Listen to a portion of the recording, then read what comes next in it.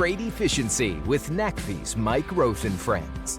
Here in episode 123, we have Don Baldwin, who's retired from Michelin, where he talks about the origins of NACFE, why he put his personal stamp on starting NACFE, and the fuel agnostic challenge Bibendum that he was involved with during his career. He also talks about the importance of passion in your work, the value of bringing unbiased information to decision makers, and the need to establish some guiding principles for your life. He comments on his role as a recruiter interviewer for the Naval Academy and where he thinks the trucking industry is today and going in the future. Hello and welcome to another episode of my podcast series. Today we have joining us Don Baldwin. Don's retired from Michelin. Maybe most importantly, he was maybe the sole person behind the initial ideas of NACFE. So Don and I are going to go through a little bit of NACFE's history, learn from his career, and this will be a lot of fun. Thanks for being here, Don. Yeah, thanks, Mike. Thanks for having me. So where do we start? I always am certain now, after 120 different people have been on this podcast series, to require that we remember how we became friends. So let's do that right away so I don't forget it, Don. Do you remember how we met and launched into this friendship? That was a tough question because you and I, worked together so closely that first, couple of years, and even leading up to, I believe Chicago, the launch. But I believe it was during the search. There were four of us that were doing the search for the executive director, and that was probably during the interview. Is what I'm imagining. It must have been. Well, I remember. So I was at International Truck in 2009, and I had a couple of different responsibilities. One of which was to deliver what we called at the time an MPG strategy, and we were starting with heavy duty tractors, and so what should be our MPG strategy, and I did get invited to the charrette or the workshop at RMI in April of 2009. And I remember looking at the invitation, doing some Google searches and so forth. And I'm like, that's not me. I'm too busy solving problems here at a major truck OEM.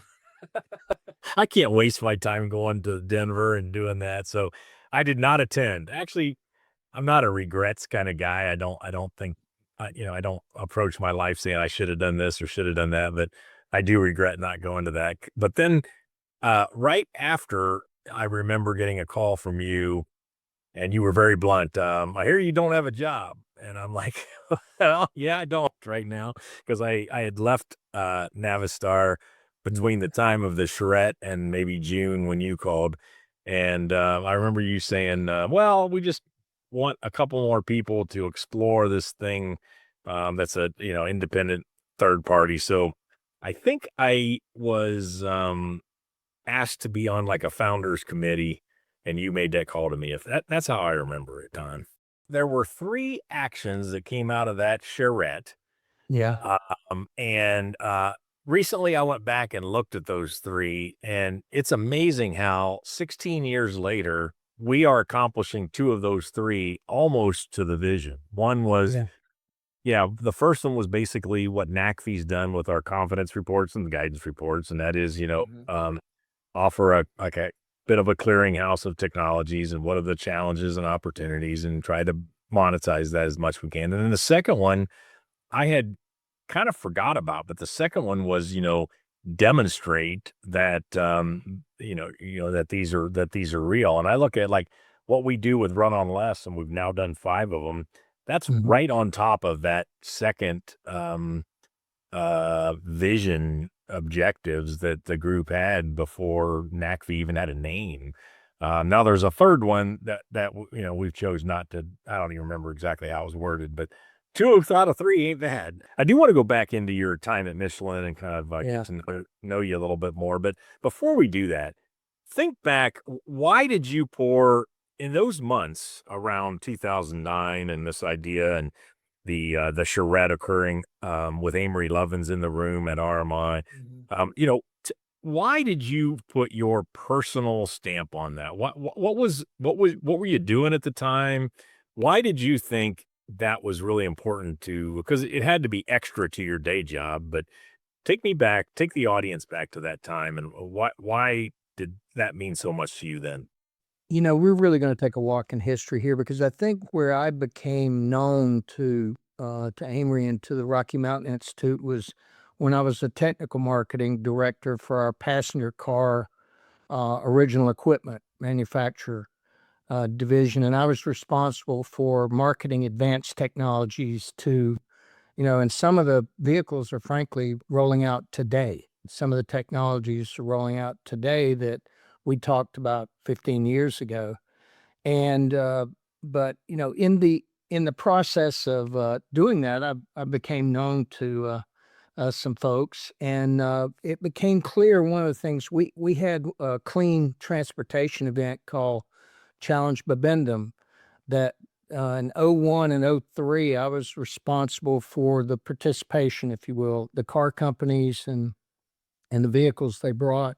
And we had a range of technologies, everything hydrogen, fuel cells, electric, uh, you know, I think even one was human powered, but we put together in '03 in Sonoma over 100 vehicles. And the principle there that we followed was and these will sound familiar to you because they were in the original vision we laid out for NACFE was we were technology agnostic. We weren't There were going to be no winners and losers as far as Michelin was concerned. We were there to allow all technologies to be demonstrated, and there was education, there were panels, discussion, there were NGOs, there were government representatives, there were suppliers, there were manufacturers that were all there and had a chance to talk it over and then get out on the track as well as on the road and demonstrate their technologies. And that got interesting sometimes, especially at Sonoma Raceway. I don't know if you've ever been there, but Oh. some of them struggle with the hilly terrain in that area, so they really got a good test. But then it moved forward. I moved from the passenger car business into the truck tire business in 2006.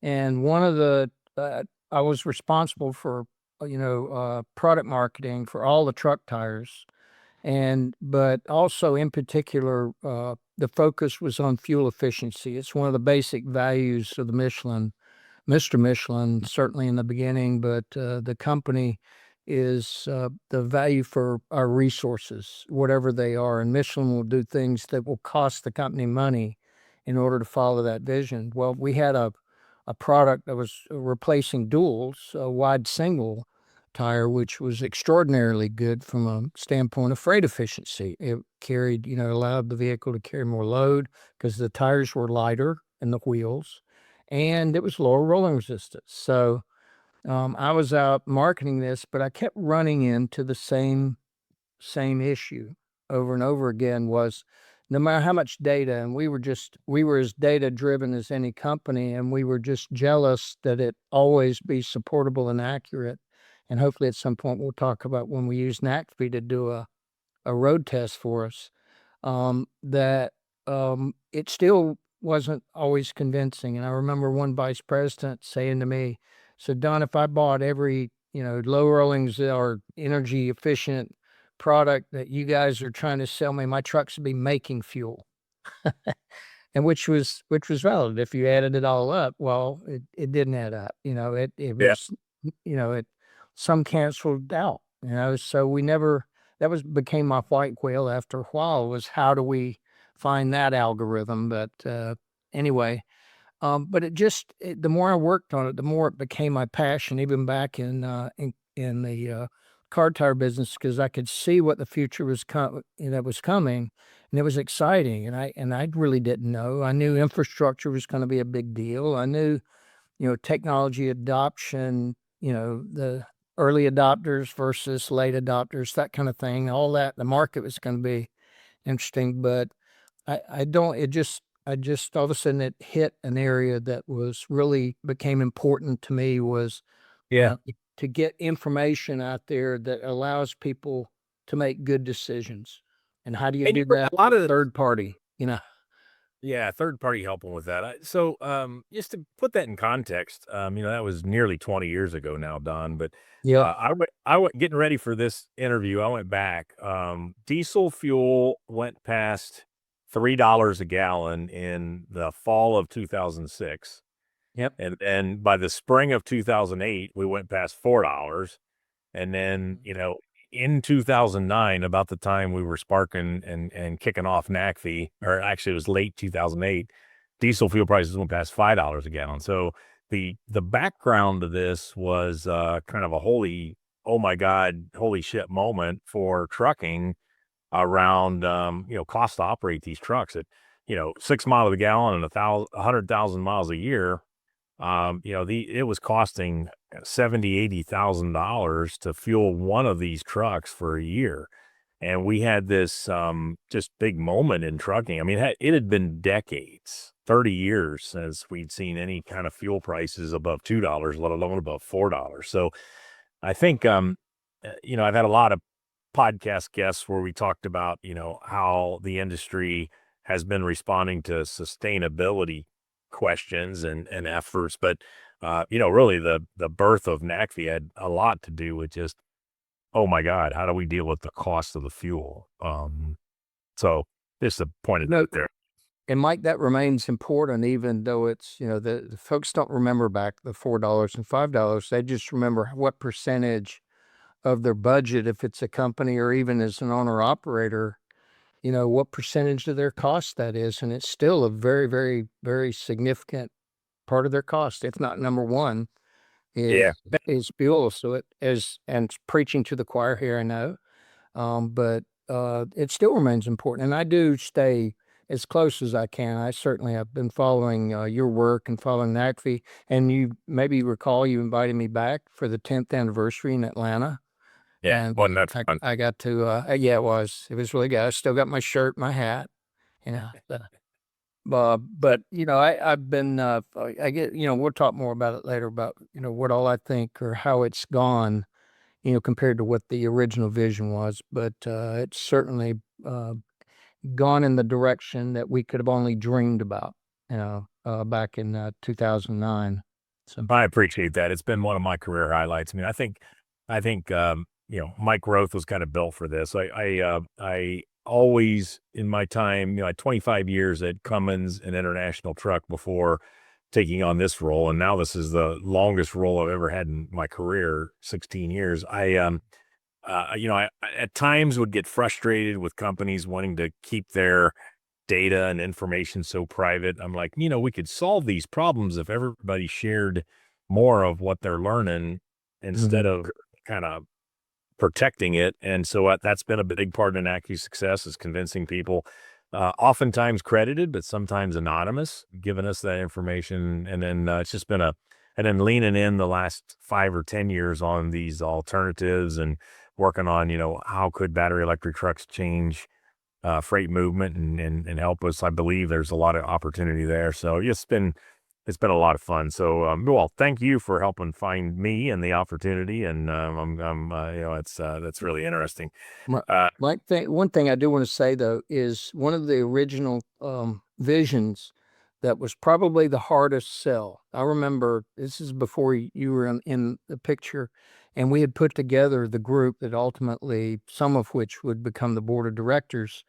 And we said, we want you here, especially suppliers. We want your technology it's very good, but it's not about you. It's about bringing impartial information to the decision makers at the fleets and that drive the trucks or owner operators. So you're just going to have to live with the fact we're not going to promote any specific product. And that was not necessarily an easy sell in the beginning. I mean, what? You mean I'm not going to be able to push my aero, or I'm not going to be able to push my tires, or I'm not going to be able to push my, transmissions or engines? No. Yeah, and it remains that way. So I think what you're bringing up here is the biggest opportunity, blessing, leverage, whatever for NACFE, but also the biggest challenge. And so, like when we go out and ask for support, fundraise for people that, who like what we're doing. I mean, every day, Don, we hear compliments around, man, NACFE, you guys are bringing the stuff we want. And then, when we move to the next thing, well, could you help sponsor us? They're like, well, I don't like it that much. It's kind of there, or they, yeah. And part of that is like, what are we going to do for them? What's in it for them? And with NACFE, we're kind of the ones that are, high tide raises boats. We're kind of that group, not one that's going to, specifically advocate for one solution or another. And so that becomes challenging. I mean, and also like we have this little inside baseball here. We'll have like when we end a meeting with a manufacturer or even with regulators or whatever, I can see the NACFE team, our minds are rolling as to, okay, well, how biased was their information or their data? I mean, how much were they telling us to try to help their own cause, or how much are they being, and so could there be chinks in the armor? Could they be sharing us the 1 of 10 test runs where their product was really good? The other 9, is part of the data set, but they're not talking to us about it. Little things like that. So NACFE's learned, the people on the team, I'm so proud of our team because we've learned how to navigate that challenge you're talking about, I think pretty well. I mean, obviously, support, sponsoring, and fundraising. So if anybody's listening to this and you want to help support us, give me a call. It's not all this, but it remains our biggest challenge, Don. Do you remember back in the beginning, though, when we were trying to figure out if we were going to be able to fund this thing long enough to keep it going? And it was awful tempting. We were getting offered sponsorship money that we had to turn down. We said, we'll take donations, we'll take, support, but we won't take sponsorship money. I know you and I both looked at each other more than once and said, are we nuts? I mean, is this thing gonna survive? But we stayed with it, which frankly was easy for me. I was getting a full-time paycheck at the time, with Michelin. So it was more of a tribute to you. I mean, because I know you were working between your consulting and NACFE, and so it was more of a tribute to you that you stayed your ground on that one. Yeah, as an example of that, I remember you and I, somebody wanted to give us some money because they liked the work, but they were requiring that their logo be on the banner of NACFE.org, or they'd be recognized this way and that. And that's an example of how we just drew a line. It says, no,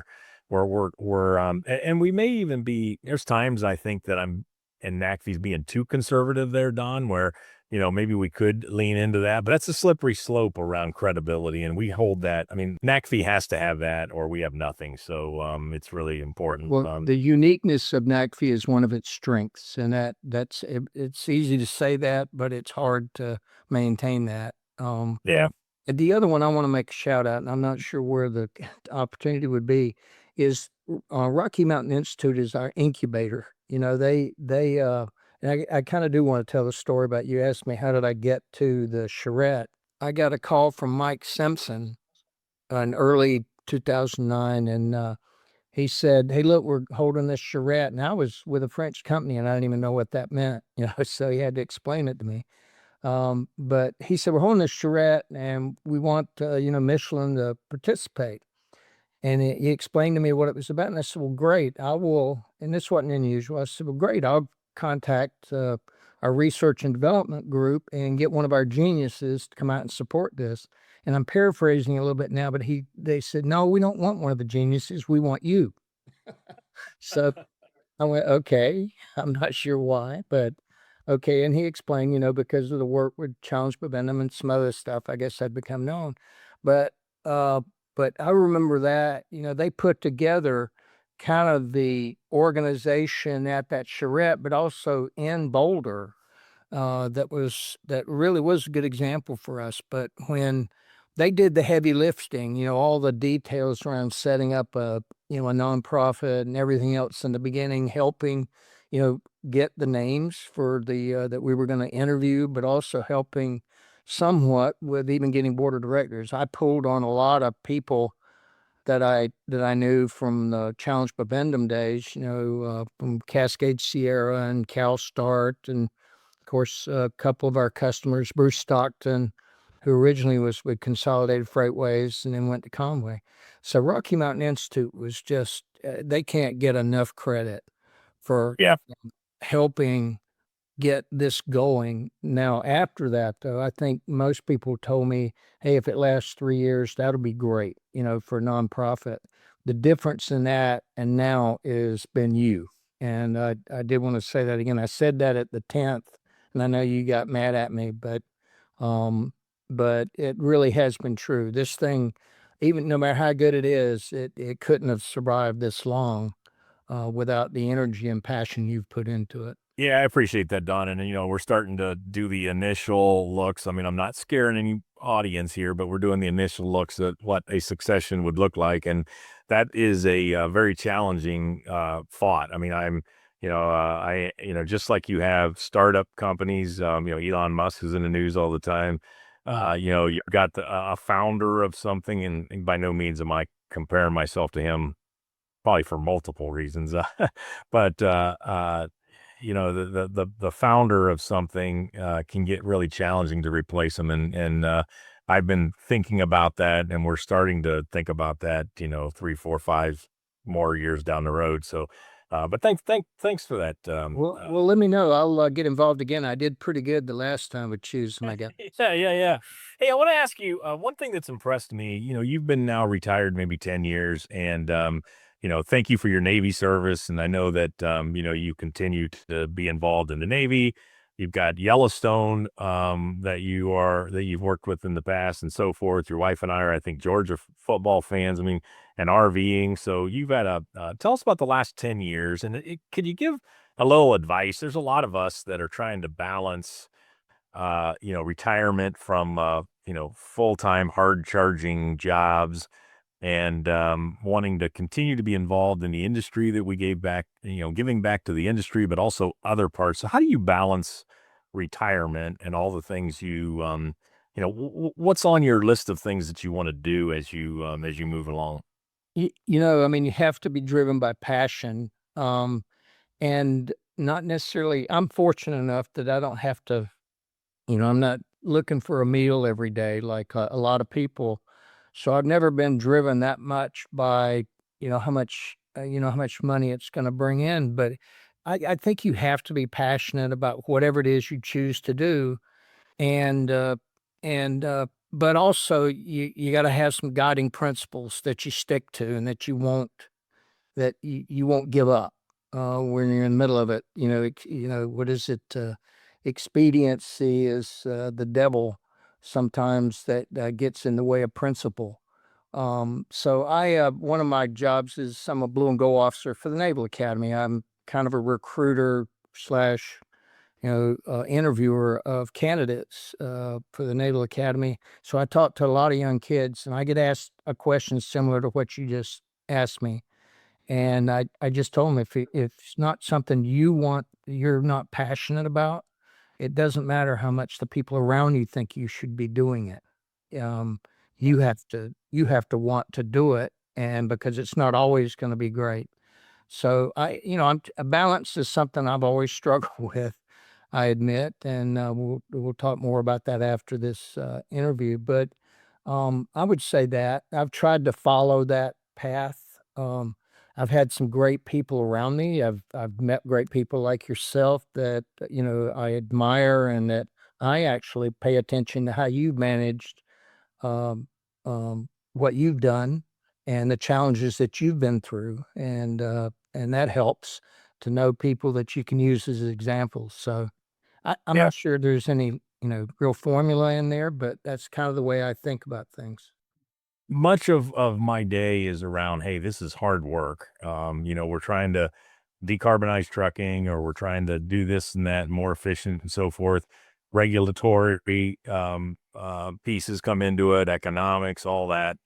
Maybe sort of assess where you think trucking is right now with all of this. You got automated trucks, you got electrification, hydrogen. What would be your suggestions for all of the folks listening to this podcast as to how to handle things? I think the human factor was the thing that was almost most difficult. You can gather the data, you can have incredible technology, The data can be solid. I mean, it can be well presented. It can be absolutely real and demonstrable. But if the human factor, if the driver, particularly owner-operators, if they don't really see how it should, make a change for them, they won't adopt it. And that was, and I know you run it. I know that's the frustration of having solid information and it not get used. That's why in Run on Less, we don't just record the data off the trucks. We did 105 interviews this summer. We did 120 interviews 2 summers ago out in the field with the drivers, with the fleet maintenance people, with the truck builders, with the infrastructure people, because they're the ones that are out there making all of this happen. And so that's the change management people aspect of all of this. And I highly respect that. You don't have a program if you don't have that. If you think it, and I see it quite often in my work, Don. If you believe that you can just take data, analyze data, and tell people what to do, you're not going to be successful. Don, we're out of time. I really appreciate this. It's been a lot of fun. A little bit of memory lane. Most of our discussion is highly applicable to, and I'm going to actually take some things out of this, change maybe as early as this coming week. But thanks for your time, Don. It's been a pleasure. Thanks, Mike. I enjoyed it. Freight Efficiency with NACFE's Mike Roth and Friends.